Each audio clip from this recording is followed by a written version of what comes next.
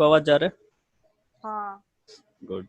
अभी देखो फर्स्ट जो हमारा फॉर्म है ना जनरल सोल्यूशन का, sine theta is equals to sine alpha रहेगा, right. Sine theta is equals to sine alpha होगा तो इसका जनरल सोल्यूशन हम लोग क्या लिखने वाले, theta is equals to n pi plus minus one raised power n alpha, ठीक है। जैसे हमने यहाँ पे इसका डेरिवेशन में मैंने उस दिन बताया था कि यहाँ पे sine theta is equals to sine alpha है, तो क्या क्या पॉसिबिलिटी हो सकती है, क्योंकि जैसे हमने पहले भी तुमको बता दिया था कि हम ग्राफ से देख सकते हैं कि साइन का जो कॉस का सब ग्राफ होता है वो पीरियोडिक फंक्शन होता है, मीन्स सेम वैल्यू बहुत सारे एंगल पे हमें मिल सकते हैं, तो वो सारे एंगल हमें फाइंड करने हैं, ठीक। तो इसे साइन थीटा जो साइन अल्फा है, तो इस पे कितनी पॉसिबिलिटी होगी एंगल की, वो सारे पॉसिबिलिटी हम यहाँ पे कैलकुलेट कर सकते हैं, ठीक। तो साइन थीटा जो साइन अल्फा कब होगा, जब हमारा दो क्वाड्रेंट में हमारे पॉजिटिव होता है साइन थीटा, जैसे मैंने बताया था फर्स्ट में एंड सेकंड में, राइट। तो फर्स्ट क्वाड्रेंट में कितना हो जाएगा, ये सारे साइन अल्फा, अल्फा जो हमारा फर्स्ट क्वाड्रेंट में 2 पाई प्लस अल्फा, ये भी फर्स्ट क्वाड्रेंट में आ जाएगा। 4 पाई प्लस अल्फा, ये भी फर्स्ट क्वाड्रेंट में आ जाएगा। ये समझ में आ रहा है ना, 4 पाई प्लस अल्फा कैसे होगा फर्स्ट क्वाड्रेंट में, क्योंकि मान लो वन साइकिल में घूमा तो 2 पाई हो गया, फिर दोबारा घूमा तो 4 पाई, फिर अल्फा मीन फर्स्ट क्वाड्रेंट में चला गया, तो ये पूरा कंडीशन सेटिस्फाई कर रहा है, ठीक। उसके बाद हमने एक और चीज देखा था कि सेकंड क्वाड्रेंट में भी सर हमारा जो होता है साइन थीटा पॉजिटिव होता है, तो सेकंड क्वाड्रेंट देखो हमारा हो गया पाई माइनस अल्फा, फिर से 3 पाई माइनस अल्फा, क्योंकि देखो एक साइकिल कंप्लीट किया तो 2 पाई, एक और साइकिल कंप्लीट किया यहाँ पे आ गया 3 पाई, 3 pi minus alpha second quadrant, right. वैसे 5 पाई माइनस अल्फा मीन्स दोनों कंडीशन पे हमारा ये कंडीशन सेटिस्फाई कर रहा है, तो इन दोनों को मिला के हमें कंबाइंड इक्वेशन लिखना होगा, ठीक। तो इन दोनों को मिला के हम लोग यहाँ पे ये कंबाइंड इक्वेशन लिख देते हैं, ठीक है। तुम जैसे एन का वैल्यू पुट करते हो जब दोनों कंडीशन में मिलते जाएगा, इसलिए हमारा ये जनरल सोल्यूशन है। तो ऐसे ही करके पूरा यहाँ पे डिराइव किया हुआ है, तो हमें सारे पॉसिबिलिटी को याद रखना। जब cos theta equals to cos alpha होगा तो यहाँ पे थीटा कितना होगा 2n pi plus minus alpha, clear है। तो ऐसे करके सारे कंडीशन है, तो ये जनरल सोल्यूशन तुम लोग को एक एक करके देखना है। अगर मान लो किसी के डेरिवेशन में प्रॉब्लम हो तो मेरे से पूछ सकते हो, ठीक। जैसे देखो यहाँ पे साइन थीटा इक्वल्स टू 0 है, तो साइन थीटा 0 कब होता है, जितना पाई पे 2 पाई पे 3 पाई पे 4 पाई पे, ग्राफ से तुम लोग देख सकते हो, ठीक। तो यहाँ पे थीटा इक्वल्स टू n पाई आ जाएगा। उसका कॉस थीटा इक्वल्स टू 0 ये कब होता है, जब थीटा हमारा ऑड मल्टीपल ऑफ पाई/2 होता है, तो उस वक्त हमारा कॉस थीटा 0 होता है, ठीक है। टेन थीटा हमारा 0 कब होगा तो सिंपल सी बात है, ये अगर मान लो किसी को ग्राफ लर्न करने में प्रॉब्लम हो रहा है तो टेन थीटा को हम लोग क्या बोल सकते हैं, sine theta upon cos theta. तो टेन थीटा 0 कब होगा, जब साइन थीटा 0 होगा। जब साइन थीटा 0 कब होता है हमारा, थीटा इक्वल्स टू n पाई पे, तो उस वक्त हमारा क्या हो जाएगा यहाँ पे, हाँ ठीक। तो यहाँ पे हमारा थीटा इक्वल्स टू n पाई हो जाएगा, क्लियर है। तो वैसे ग्राफ भी हम लोग वैसे ही कर सकते हैं। तो ये बताओ ग्राफ सबको क्लियर है क्या, sine theta cos tan cot sec cosec का ग्राफ सबको याद है, सबको पता है ग्राफ, या अगर नहीं पता होगा तो मुझे बोलो, ग्राफ का पीडीएफ बना के व्हाट्सएप पे सेंड कर दूंगा, ठीक। अगर ग्राफ, हाँ ठीक है, क्योंकि ग्राफ इंपॉर्टेंट है। दो चीज बहुत इंपॉर्टेंट है जो मैंने फर्स्ट पेज पे जो एक्सप्लेन किया था वो, एंड सेकंड इज ग्राफ। अगर ग्राफ तुमको क्लियर तो सारा चीज तुम इमेजिन कर सकते हो कि सर अच्छा यहाँ पे ऐसे हो रहा है ऐसे हो रहा है, तो ग्राफ सबसे इंपॉर्टेंट चीज है, ठीक। तो चलो हम लोग डायरेक्ट क्वेश्चन करते हैं। तो देखो यहाँ पे हमारा क्या दिया है, साइन थीटा इक्वल्स टू √3/2, ठीक है। तो एक तो हमें पता है जो बचपन से हम लोग सीखते रहे कि सर 60 डिग्री पे √3/2 हो जाता है, मतलब पाई/3 पे त्रिक होता है, बट हमें एक वैल्यू नहीं फाइंड करनी है, हमें क्या जनरल सॉल्यूशन फाइंड करना है। जितनी पॉसिबिलिटी है सर सारे के सारे हमें आंसर बताने हैं वहाँ पे, ठीक है। तो साइन थीटा इक्वल्स टू कितना होगा, √3/2। यहाँ पे क्या होगा, sine theta equals to sine पाई/3 मीन साइन 60, क्लियर है। तो अभी देखो ये फर्स्ट कंडीशन को सेटिस्फाई कर रहा है, sine theta equals to sine alpha, तो उसके लिए जनरल सोल्यूशन हमारा क्या था, theta equals to n pi plus minus 1/n into alpha, where alpha equals to पाई/3। तो ये हमारा क्या होगा, जनरल सोल्यूशन हो गया। सबको समझ में आ रहा है, सबको क्लियर है, ठीक है। तो ये बेसिक क्वेश्चन है, इसको बोर्ड जो होता है 1 मार्क्स या 2 मार्क्स में पूछता है, ठीक है। तो बोर्ड का टेंशन नहीं है, लास्ट में तो हम लोग देख ही लेंगे उसका क्या है कि नहीं, वल्लभ को पता ही होगा। देखो यहाँ पे कॉस थीटा इक्वल्स टू कितना होता है, 1/, लास्ट में हम लोग क्या करते हैं एग्जाम में बोर्ड में 9 बजे, तो उसका टेंशन नहीं। बताए। तो देखो cos थीटा इक्वल्स टू 1/√2, ठीक। तो ये इस कंडीशन को सेटिस्फाई कर रहा है, तो यहाँ से हमारा जनरल सोल्यूशन देखो कितना आ गया, पाई/4 पे हमारा क्या जाता है 1/√2, तो cos theta equals to cos पाई/4, ठीक। तो इस कंडीशन को सेटिस्फाई करे तो क्या होता है, theta equals to 2n pi plus minus alpha, ठीक है। Theta equals to 2n pi plus minus alpha, तो अल्फा हमारा कितना है पाई/4, क्लियर है। तो यहाँ पे पाई/4 पुट कर दिया, तो ये हमारा जनरल सोल्यूशन आ चुका है। समझ में आ रहा है यहाँ तक, किसी कोई डाउट। तो ऐसे करके सारा क्वेश्चन हो जाएगा। मान लो इस टाइप का कोई भी क्वेश्चन होगा तो सॉल्व कर सकते हो, ठीक। लेकिन अब बात आती है कि सर अभी तक तो हम लोग जितना करे तो वहाँ पे सब पॉजिटिव वैल्यू दिया था, अगर निगेटिव आ गया तो क्या करेंगे? कुछ नहीं करना, बहुत सिंपल सी चीज है, डरना किसे है ना। अभी देखो साइन थीटा हमारा -√3/2 होता है, तो सबसे पहले तुम पॉजिटिव लेके सोचो। अभी देखो साइन थीटा निगेटिव है तो समझ में आ गया कि सर हमारा ये थर्ड क्वाड्रेंट में नहीं होगा, होगा नहीं तो फोर्थ क्वाड्रेंट में होगा, फर्स्ट और सेकंड में होने से रहा, बिकॉज फर्स्ट एंड सेकंड में साइन थीटा हमारा क्या होता है? पॉजिटिव, तो ये होगा या तो थर्ड में नहीं तो फोर्थ में। ठीक, तो हम लोग सबसे पहले स्मॉलर वैल्यू तो कैलकुलेट कर लेते हैं। ठीक, तो ये √3/2 कब होता है? π/3 पे होता है, राइट, π/3, लेकिन वो होगा फर्स्ट क्वाड्रेंट में, लेकिन हमें कहाँ पे चाहिए? थर्ड क्वाड्रेंट में, तो फोर्थ क्वाड्रेंट में। तो थर्ड क्वाड्रेंट बोले तो पाई प्लस थीटा, समझ में आ रहा है? यहाँ पे कितना हो जाएगा? पाई प्लस थीटा, तो पाई प्लस π/3 मीन्स 4π/3। इसका मतलब है कि सर यहाँ पे जो होगा sine theta is equal to sine 4π/3 होगा। ये समझ में आ गया सबको कि 4π/3 हम मैंने क्यों लिया है, π/3 क्यों नहीं लिया? अगर यहाँ पे पॉजिटिव होता तो क्या होता? π/3, लेकिन यहाँ पे क्या है? निगेटिव है, तो हमने सबसे पहले देखा कि सर कौन से क्वाड्रेंट में आ रहा है निगेटिव, समझ में आ रहा है? तो थर्ड एंड फोर्थ क्वाड्रेंट में, तो हमने एक ले लिया सिंपल, थर्ड क्वाड्रेंट का वैल्यू लिया। अब तुम बोलोगे सर फोर्थ क्वाड्रेंट का क्यों नहीं लिया? अरे क्योंकि हम तो जनरल सोल्यूशन फाइंड कर ही रहे हैं ना, अभी जब अगर यहाँ पे n लगा दिया तो फोर्थ का भी आंसर आ ही जाएगा। तो मिनिमम हमने कैलकुलेट कर लिया यहाँ पे थर्ड क्वाड्रेंट वाला, तो 4π अपन कितना आ गया? 3। ये समझ में आया सबको? जल्दी बताओ फटाफट। हाँ 4π/3 सबको समझ में आया कि फिर से बताना है? क्योंकि ये चीज समझना बहुत इंपॉर्टेंट है। सबको क्लियर है? हाँ निगेटिव वाला टर्म सबको क्लियर है? सबसे पहले हमें क्या करना है? पॉजिटिव पे हमें एंगल फाइंड कर लेना है, उसके बाद हमें सोचना है कि ये वैल्यू, ये जो आइडेंटिटी है वो कौन से क्वाड्रेंट में लाई कर रहा है, उसके अकॉर्डिंग किसी एक क्वाड्रेंट में वैल्यू फाइंड करना है, फिर वहां पे जनरलाइज कर देना है। ठीक है। जैसे एक और क्वेश्चन देखते हैं, देखो यहाँ पे cos theta is equal to -1/2, right, half. तो ये हाफ कब होता है हमारा? π/60 डिग्री पे हमारा क्या होता है? cos थीटा हाफ होता है, मींस π/3। अब फिर अगेन सेम क्वेश्चन कि सर ये तो निगेटिव है, तो हमें देखना है कॉस कहाँ कहाँ पे निगेटिव होता है। तो कॉस होता है हमारा सेकंड क्वाड्रेंट और थर्ड क्वाड्रेंट में निगेटिव होता है, तो हम लोग सेकंड क्वाड्रेंट बात करते हैं क्योंकि मिनिमम वही हो रहा है। तो सेकंड क्वाड्रेंट बोले तो पाई माइनस थीटा, तो पाई माइनस π/3, तो पाई माइनस π/3 कितना जगह हमारा? 2π/3। तो चलो सर अल्फा की वैल्यू आ गया हमारे पास 2π/3, हमारे पास ये आप पुट कर देना, theta is equal to 2nπ plus minus alpha. Clear है सबको? हाँ सर। ओके चलो एक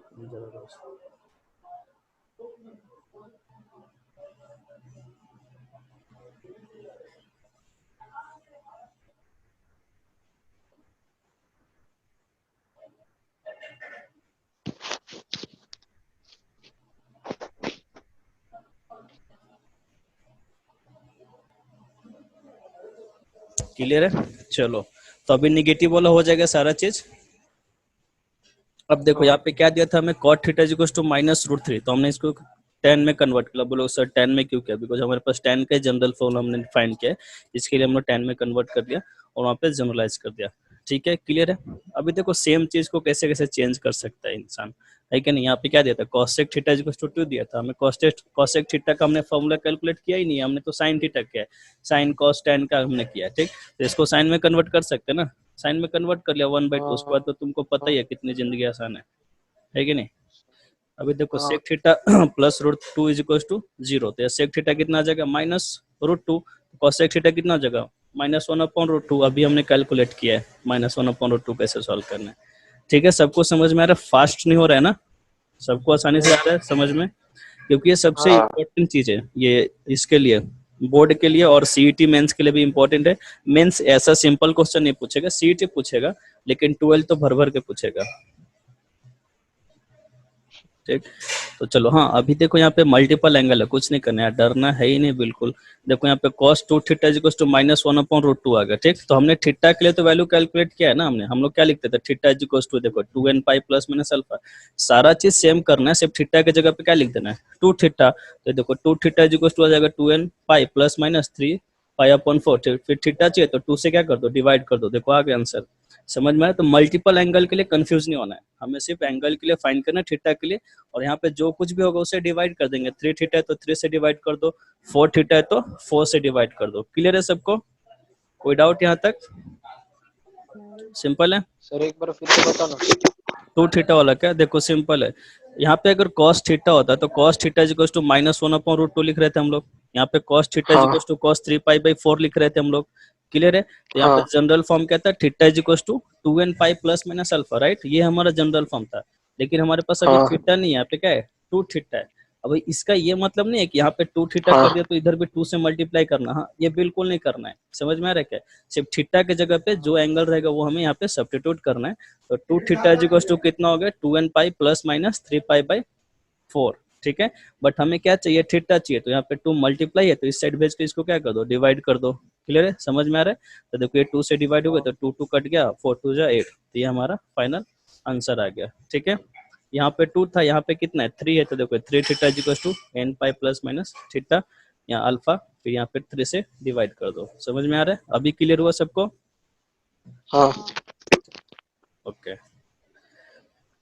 ठीक है। तो देखो नेक्स्ट टाइप का हमारे पास क्वेश्चन का सब क्वेश्चन सेम है, सिर्फ घुमा फिरा के दिया है, डायरेक्ट नहीं देके क्या करते हैं। देखो हमें क्या करना है, सबसे पहले स्टैंडर्ड फॉर्म में कन्वर्ट करना है। 4 cos square theta is equal to 1 means cos square theta is equal to 1/4 means cos theta is equal to 1/2। Simple सी बात है, ये कंडीशन हमने देखा है, cos square theta is equal to cos square alpha, उसका जनरल फॉर्म लगा देना है, यहाँ पे कहानी खत्म। समझ में आ रहा है क्या? सारा चीज यहाँ पे दिया हुआ है, बस हमें स्टैंडर्ड फॉर्म में कन्वर्ट करना है, फॉर्मूला पुट कर देना है, रिजल्ट अपने आप आ जाता है, ठीक।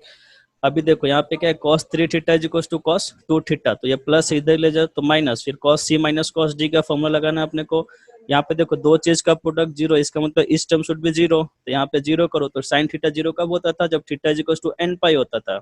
समझ में आ रहा है? तो यहाँ पे थीटा कितना है, 5 theta upon 2 is equal to n pi, तो यहाँ पे थीटा कितना आ जाएगा, ये आ जाएगा, यहाँ पे कितना आ जाएगा, यहाँ ये आ जाएगा। समझ में आ रहा है? क्लियर है सबको? हाँ तो बस ऐसे ही करना, बहुत सिंपल हाँ सिंपल सा क्वेश्चन है, ठीक है। उसके बाद देखो यहाँ पे भी सेम है, तो ये तो वल्लभ का तो फेवरेट है, ये सब हमने 11 बहुत किया है, क्या ओमकार तुमको भी याद ही होगा, है कि नहीं? हाँ तो यहाँ पे पेयरिंग पेयरिंग कर करके हमें कन्वर्ट करना है, और बाद में जो हाँ सर। दो टर्म का प्रोडक्ट आ जाएगा वहां से थीटा कैलकुलेट कर लो, यस ठीक है? समझ में आ रहा है? तो ये हो गया हमारे पास प्रिंसिपल सोल्यूशन।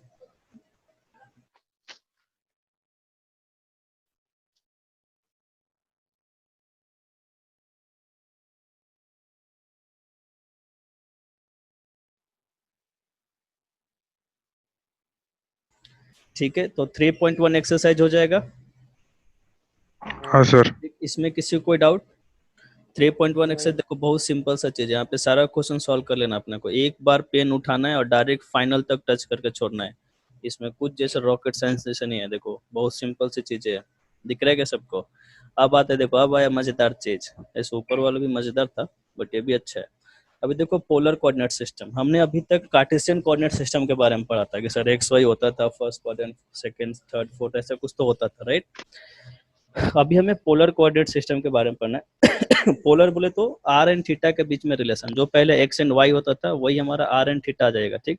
यहाँ पे तो आर हमारे क्या होता था, ऐसा डिस्टेंस होता है, और हमारा थीटा का हो जाएगा एंगल हो जाएगा। यहाँ पे फिक्स पॉइंट या फिक्स रे सारे चीज, और ये हमारा मूवेबल रे होता था, रोटेट करेगा, ये थीटा है, और यहाँ पे हमारा आर डिस्टेंस दिया था, इसके बीच हमें रिलेशन फाइंड करना है। तो बहुत सिंपल सी चीज है, देखो यहाँ पे डायग्राम से तुम लोग देख सकते हो कि मान लिया कि सर हमारा ये जो पॉइंट है एक्स वाई है, ये थीटा हो गया, ये आर हो गया, तो हम लोग x को लिख सकते हैं क्या, आर कॉस थीटा। अब बोलोगे कैसे सर?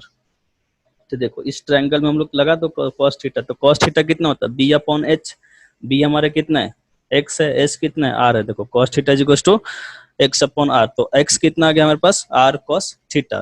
क्लियर है? तो x हमारा, और सिमिलरली हम लोग y भी फाइंड कर सकते हैं साइन थीटा लगा के, बिकॉज जब p था तो sine theta p upon H, तो यहाँ पे y कितना आ गया, आर साइन थीटा, ठीक है। तो देखो यहाँ पे दोनों में रिलेशन आ गया कि नहीं, ये हमारा कार्टेशियन कोऑर्डिनेट सिस्टम है, आर थीटा हमारा पोलर कोऑर्डिनेट सिस्टम है, ठीक है। तो हमें दोनों चीज पूछ सकता है कि मान लो अगर तुमको पोलर कोऑर्डिनेट दिया रहे तो हमें कार्टेशियन कोऑर्डिनेट फाइंड करना है, और जब कार्टेशियन कोऑर्डिनेट दिया रहे तो पोलर कोऑर्डिनेट हमें फाइंड करना है, ठीक है। तो मान लो अगर मुझे पोलर कोऑर्डिनेट दिया, इसका मतलब आर और थीटा दिया रहेगा। समझ में आ रहा है क्या? यहाँ पे देखो आर है, ये आर की वैल्यू 2 है, और थीटा की वैल्यू कितनी है, पाई/4। तो सबसे सिंपल होता है कार्टेशियन कोऑर्डिनेट फाइंड करना, तो बहुत ही सिंपल है, क्योंकि यहाँ पे डायरेक्ट हम लोग आर एंड थीटा क्या कर सकते हैं, पुट कर सकते हैं। तो आर की वैल्यू हो गई 2, थीटा हो गया पाई/4, सॉल्व कर लो। तो देखो आ गया हमारे पास √2। समझ में आ रहा है क्या सबको? इजी हो रहा है कि नहीं? हाँ सर।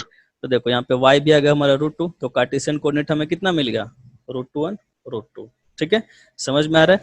अब देखो, अब पंगा कहाँ से शुरू हो जाता है, जब हमें कार्टेशियन कोऑर्डिनेट दिया रहा है और पोलर कोऑर्डिनेट हमें फाइंड करना है। इसका मतलब आर की वैल्यू हमें कैलकुलेट करनी है और थीटा की वैल्यू कैलकुलेट करनी है। ठीक है, तो हम लोग आर स्क्वायर को बोल सकते हैं क्या, x square plus Y square. कैसे, अभी देखो इसको स्क्वायर करोगे तो कितना हो जाएगा, R square cos square theta. समझ में आ रहा है, इसको स्क्वायर करोगे तो कितना होगा, R square sine square theta. जब दोनों को ऐड कर दोगे तो आर स्क्वायर हमारा कॉमन हो जाएगा, उसके बाद क्या बचेगा, sign square theta plus cos square theta, तो 1 हो गया। तो एक रिलेशन आ जाएगा हमारे पास, R square is equal to X square plus Y square. Clear है, तो देखो हमारे पास ये रिलेशन आ जाता है, R square is equal to X square plus Y square. तो आर कैलकुलेट करना तो कतई सिंपल है। ठीक है, यहाँ पे देखो ये हो गया एक्स की वैल्यू और ये हो गया हमारा वाई की वैल्यू। यहाँ पे 1/√2 whole square minus 1/√2 whole square 1/2 1/2 50 पैसा 1 रुपया हो गया। ठीक, तो आर स्क्वायर कितना हो गया 1, तो आर की वैल्यू कितना होगी 1। यहाँ तक कोई प्रॉब्लम है। ठीक, तो आर हमें मिल चुका है कितना भाई 1। अभी हमें थीटा कैलकुलेट करना है, तो थीटा कैलकुलेट करते वक्त थोड़ा सा हमें ध्यान रखना है। क्यों ध्यान रखना है कि सर यहाँ पे देखो अगर दोनों पॉजिटिव होता तो कुछ पंगा ही नहीं था, लेकिन वाई कोऑर्डिनेट हमारा क्या है, निगेटिव है, तो उसको थोड़ा सा ध्यान में रखना है। कुछ नहीं करना, डरना तो है ही नहीं बिल्कुल। तो देखो x इक्वल टू कितना हो गया, आर कॉस थीटा, तो हमारे पास 1/√2, आर की वैल्यू हो गई 1, कॉस थीटा, तो कॉस थीटा कितना हो गया 1/2। यहाँ पे कितना हो गया साइन थीटा, हमारे पास कितना गया -1/√2। ठीक है, तो अब हमें दोनों को मिला के फाइनल आंसर चाहिए ना, तो अभी कॉस थीटा यहाँ पे क्या है, पॉजिटिव है। देख लो एकदम ध्यान से देखना है, एकदम डरना बिल्कुल नहीं। कॉस थीटा हमारे क्या है, पॉजिटिव। अब ये तुम बताओ कॉस थीटा पॉजिटिव कहाँ कहाँ होता है, फर्स्ट क्वाड्रेंट और फोर्थ क्वाड्रेंट। समझ में आ रहा है, तो यहाँ पे दो क्वाड्रेंट आ रहा है, कौन कौन सा, first and fourth. Sine theta negative कहाँ होता है भाई, देखो फर्स्ट सेकंड में तो निगेटिव पॉजिटिव होता है, थर्ड एंड फोर्थ में निगेटिव होता है। तो अब बताओ यहाँ पे कौन सा है थर्ड एंड फोर्थ, यहाँ पे कौन सा है फर्स्ट एंड फोर्थ, तो दोनों में कौन सा कॉमन है, फोर्थ क्वाड्रेंट। बोलो समझ में आया कि नहीं, दोनों में कौन सा क्वाड्रेंट कॉमन है, फोर्थ क्वाड्रेंट, राइट। कैसे, यहाँ पे देखो कॉस थीटा हमारा क्या था, पॉजिटिव, तो हमने देखा कि सर कॉस थीटा कहाँ कहाँ पॉजिटिव होता है, तो फर्स्ट एंड फोर्थ में। क्लियर है, साइन थीटा सर निगेटिव, ये कहाँ कहाँ निगेटिव होता है, third quadrant and fourth quadrant में। दोनों में कौन सा कॉमन है, फोर्थ क्वाड्रेंट, तो फोर्थ क्वाड्रेंट मतलब 2 पाई माइनस थीटा। थीटा कितना है यहाँ पे π/4 आएगा, क्योंकि 1/√2 है ना, π/4 आ जाएगा, राइट। तो 2 पाई माइनस π/4 कितना आ जाएगा 7 π/4। समझ में आ रहा है, सिंपल है कि नहीं, क्लियर है, बोलो जल्दी फटाफट। ठीक, किसी को कोई डाउट, सबको समझ में आ रहा है, इशिता, गायत्री, ओम भाई, अभिजीत, सबको क्लियर है। तो जिस किसको थोड़ा सा भी डाउट हो तो अभी के अभी पूछने का, शर्माने का नहीं, नहीं तो बाद में बहुत पंगा होगा। ठीक है, क्लियर है सबको, चलो ये सारा चीज क्लियर हो गया। ओके, तो देखो हमें अगर कार्टेशियन कोऑर्डिनेट दिया रहा है तो पोलर, अगर मान लो यहाँ पे सर दोनों पॉजिटिव होता तो फिर कुछ प्रॉब्लम ही नहीं था ना। अगर दोनों पॉजिटिव हो तो डायरेक्ट हम लोग π/4 लिख सकते थे आंसर। समझ में आ रहा है, तो प्रॉब्लम कब होगा, जब एक निगेटिव होगा या दूसरा पॉजिटिव होगा, तब जाके प्रॉब्लम होता है। तो प्रॉब्लम कुछ नहीं है, तुम लोग देख रहे कितना सिंपल प्रॉब्लम था। समझ में आ रहा है कि हमें सिर्फ दोनों की वैल्यू चेक करने की, कौन से क्वाड्रेंट में लाई कर रहा है, और जो दोनों में कॉमन होगा वही हमारा आंसर होगा। क्लियर है यहाँ तक, यहाँ तक किसी को कोई डाउट, चलो नहीं। तो अभी देखो इसके आगे हमारा ट्रायंगल है, तो ये थोड़ा सा टाइम लगने वाला है, तो आज हम लोग यहीं पे रुक जाते हैं। ठीक, इसके आगे पूरा लॉ अगर है तो इसका डेरिवेशन मुझे बताना पड़ेगा, बाकी है सिंपल ये बहुत। ठीक, तो यहाँ तक किसी को कुछ प्रॉब्लम नहीं है ना, तो इसके आगे सारा एक्सरसाइज सॉल्व कर लेना है। जो polar coordinate system, Cartesian coordinate system में जो रिलेशन है वो सारे सॉल्व कर लेना है। उसके बाद हम लोग कल देखते हैं इसके आगे का। ठीक है, अभी तुम लोग का केमिस्ट्री का भी लेक्चर है। हाँ सर। ठीक, चलो तो यहाँ तक किसी को कोई डाउट नहीं है, नहीं। तो मैं उम्मीद करता हूँ कि आज रात जितना क्वेश्चन सीखा है सब सॉल्व कर लोगे, और उम्मीद क्या कर ही लेना भाई, नहीं तो पंगा हो जाएगा बाद में, है कि नहीं। चलो ओके, मिलते हैं कल, तब तक सर से मिलो तुम लोग। Bye bye sir, bye bye.